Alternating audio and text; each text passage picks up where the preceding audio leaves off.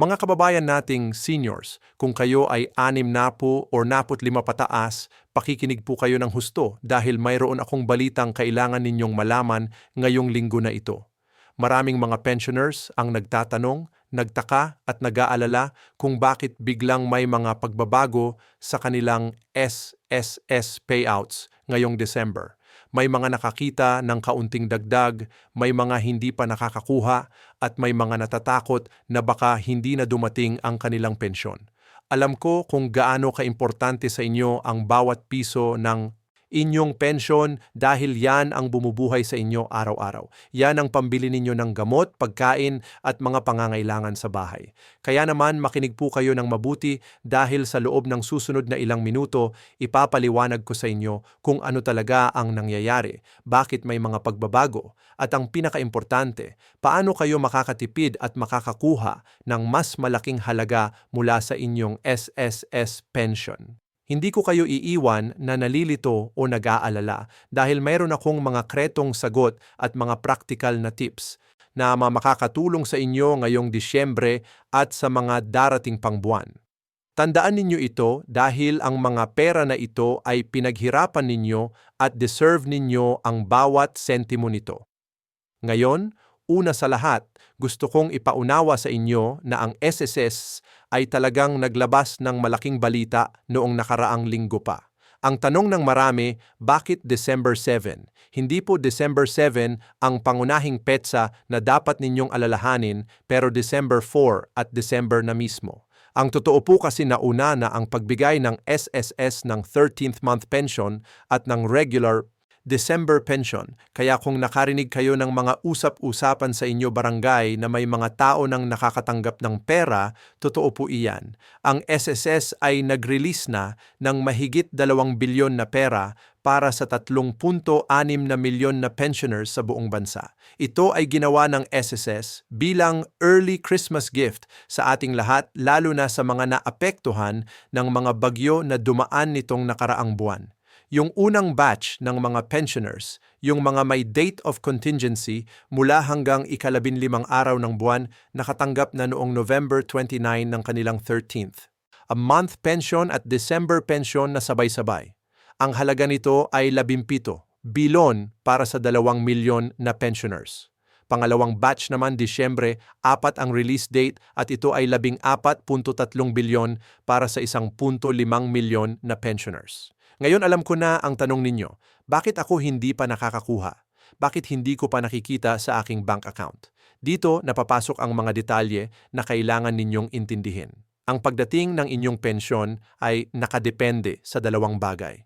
Una, kung kailan ang date of contingency ninyo at pangalawa, kung ano ang inyong paraan ng pagtanggap ng pera. Kung kayo ay miyembro ng PesoNet Participating Banks, malamang na nakuha ninyo na ang inyong pera noong November 29 kung ang birth month or date of contingency ninyo ay nasa 1 hanggang ika-1 ng buwan. Pero kung hindi kayo miyembro ng PesoNet Banks, ang inyong pera ay na-release pa rin noong December 4. At kung kayo naman ay tumatanggap ng pension through checks na pinapadala sa bahay, hiningi ng SSS sa Philippine Postal Corporation na bilisan ang paghahatid ng mga sulat sa inyong mga tahanan. Alam kong maraming senior citizens ang nabahala dahil sa mga nababasa online o narinig mula sa kapitbahay na may mga pagbabago raw. Ang totoo naman, wala namang pagbawas sa halaga ng inyong pensyon ngayong December. Ang ikabuwang pensyon ninyo ay katumbas pa rin ng inyong regular na buwanang pensyon. Halimbawa, kung ang regular na pensyon ninyo ay 5,000 piso bawat buwan, ang inyong ika-13 buwang pensyon ay 5,000 piso din. Kung 8,000 piso naman ang regular ninyo, 8,000 piso din ang ika-13 buwang pensyon. Walang nabago dito. Dagdag pa rito, mula Enero 2017, lahat ng retirement pensioners ay tumatanggap din ng 1,000 additional benefit on top ng kanilang monthly pension. Ibig sabihin, kung ang basic pension ninyo ay PH 5,000, mayroon kayong dagdag na PH 000, kaya ang total ay 6 na bawat buwan. At ang ika-13 buwan ninyo ay base pa rin sa PH 5,000 na basic pension. Hindi kasama ang PH000 na additional benefit. Pero mayroon ding mahalagang pagbabago na kailangan ninyong malaman lalo na kung kayo ay 80 taong gulang at pataas. Ito ang tungkol sa ACOP program o ang Annual Confirmation of Pensioners. Dati po ang mga retirement pensioners na nakatira dito sa Pilipinas ay exempted mula October 2017. Hindi na kayo kailangan pumunta sa SSS branch para magpakita ng proof of life. Pero ngayong Marso 2024,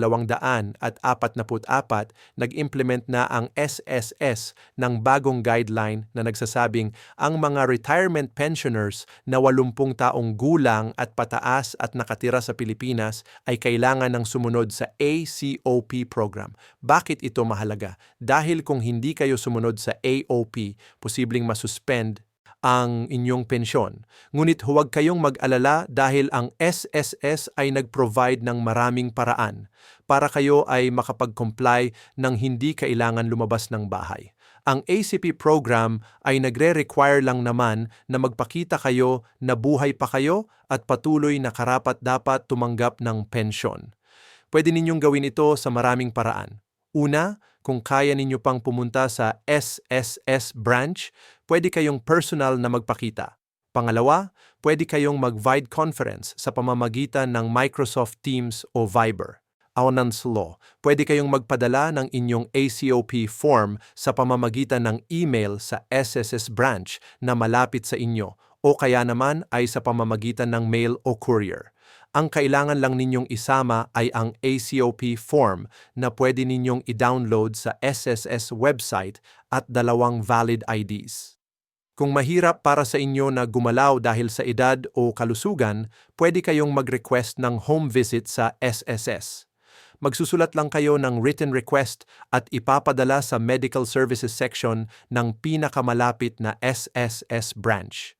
Ang schedule ng compliance ay base sa inyong birth month, kaya kung ang birthday ninyo ay sa Enero, dapat ay mag-comply kayo ng AOP sa buwan ng Enero.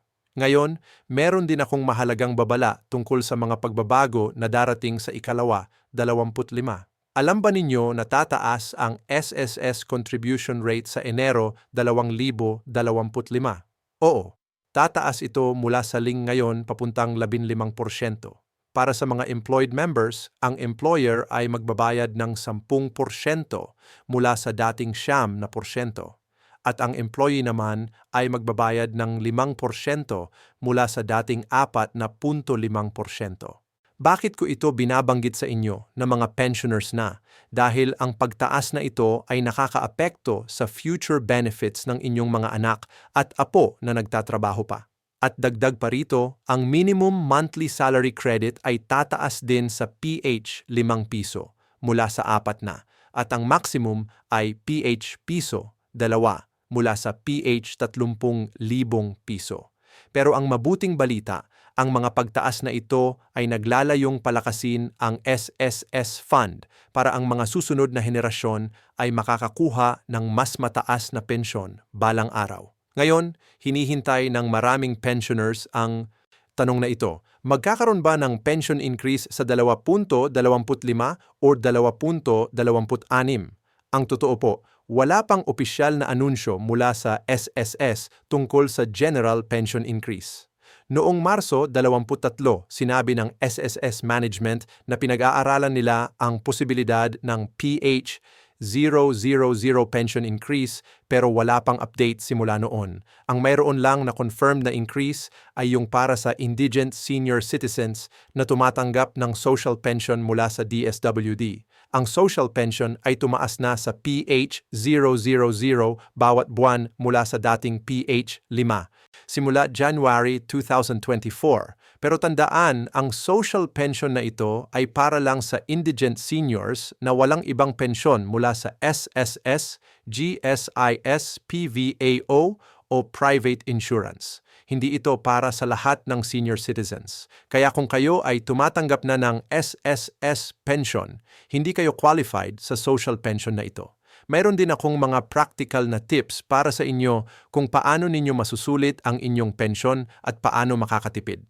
Una, siguraduhing naka-enroll kayo sa online banking o mobile banking para makita ninyo agad kung dumating na ang inyong pensyon. Maraming seniors ang hindi alam kung kailan eksaktong dumating ang pera, kaya minsan nalulugi pa dahil sa late payment fees o mga bayarin. Pangalawa, kung kayo ay tumatanggap pa rin ng inyong pensyon through checks, isaalang-alang ninyong mag-shift sa direct deposit sa bank account. Mas mabilis ito, mas secure at hindi ninyo kailangan maghintay ng mga linggo bago dumating ang sulat. Para dito, kailangan lang ninyong mag-open ng savings account at i-update ang inyong disbursement information sa MySS portal o sa SSS branch. Pangatlo, kung meron kayong dependent children na under taong gulang o incapacitated, siguraduhing nakaregister sila para makakuha ng dependence pension. Ang halaga nito ay 10% ng inyong monthly pension o at PHP. Alin ang mas mataas para sa bawat dependent child? Maximum ng 5? Mayroon din akong babala tungkol sa mga scams at fake news na kumakalat online. Maraming nag-viral na posts o videos na nagsasabing lahat ng seniors ay makakatanggap ng 2,000 monthly pension o may automatic social pension na para sa lahat. Mga kasinungalingan po yan. Ang social pension na PH ay para lang sa indigent seniors, hindi para sa lahat. At walang automatic enrollment yan. Kailangan mag-apply sa DSWD at kailangan kayong i-assess kung qualified kayo. Kaya huwag kayong maniwala agad sa mga nakikita ninyo online na hindi galing sa official SSS o DSWD websites. Kung may nakita kayong announcement, i-verify ninyo muna sa www.sss.gov.ph or sa www.dswd.gov.ph. Pwede din kayong tumawag sa SSS Hotline 1455 o magpunta sa malapit na SSS branch para magtanong. Isa pang importante, kung meron kayong outstanding loans sa SSS tulad ng salary loan o calamity loan, tandaan na ang interest rate ng mga ito ay 10% per annum pa rin ngayon. Pero ang magandang balita ay pinag-aaralan ng SSS na pababain ang interest rate ng salary loan at calamity loan sa 2.25. Ang pinakabagong balita ay ang calamity loan interest rate ay bababa sa 7% mula sa 10% at ang renewal ay pwede na after 6 na buwan. Kaya kung kayo ay naapektuhan ng bagyo o lindol, meron kayong option na mag-apply ng calamity loan na mas mura na ang interes. Pero tandaan, ang pagloan ay dapat pag-isipang mabuti dahil ito ay ibabawas sa inyong future pension o sa inyong refund kung sakaling mag-file kayo ng claims. At sa mga pensioners na nakatira abroad, meron din kayong responsibilidad na sumunod sa ACOP. Dapat kayong mag-submit ng proof of life sa Philippine Embassy o consulate sa inyong bansa. Pwede rin kayong mag-vid conference o magpadala ng documents sa SSSOW Contact Services section sa main office sa Quezon City. Ang deadline ay based din sa birth month ng deceased member kung kayo ay survivor pensioner o sa sarili ninyong birth month kung retirement o disability pensioner kayo. Huwag kayong magpabaya dahil ang hindi pag-comply ay magre-resulta sa suspension ng inyong pension starting May. Sa ngayon, ang pinakaimportante ay siguraduhin ninyong natatanggap ninyo ang lahat ng benefits na nararapat sa inyo. Check ninyong nakuha ninyo na ang Disyembre pensyon at ika-13 buwang pensyon. Kung wala pa, kontakin agad ang SSS or puntahan ang branch. Siguraduhin alam ninyo ang inyong ACOP schedule, lalo na kung taong gulang na kayo pataas. I-update ang inyong contact information at address sa SSS para makatanggap kayo ng mga notification at lalo na mag-ingat sa mga scammers na nag-o-offer ng tulong kapalit ng bayad. Ang SSS services ay libre. Walang dapat bayaran para sa claims o para sa pag-check ng records. Mga kababayan kong seniors, kayo ay nagtrabaho ng mahabang panahon para sa bansang ito. Ang pensyon na natatanggap ninyo ay hindi regalo yan. Yan ay karapatan ninyo. Pinaghirapan ninyo yan sa loob ng maraming taon ng pagbabayad ng kontribusyon. Kaya dapat lang na alam ninyo ang lahat ng detalye, lahat ng karapatan at lahat ng benepisyo na pwede ninyong makuha. Huwag kayong mahiyang magtanong sa SSS. Yan ang tungkulin nila na tulungan kayo. At huwag kayong mag-atubiling humingi ng tulong sa inyong mga anak o apo para ma-access ang online services o para makipag-usap sa SSS kung nahihirapan kayo. Ang Pasko ay malapit na at kung gusto ninyong magkaroon ng masayang pagsasalo kasama ang pamilya. Kaya siguruhin nating wala kayong aalalahanin pagdating sa inyong pensyon.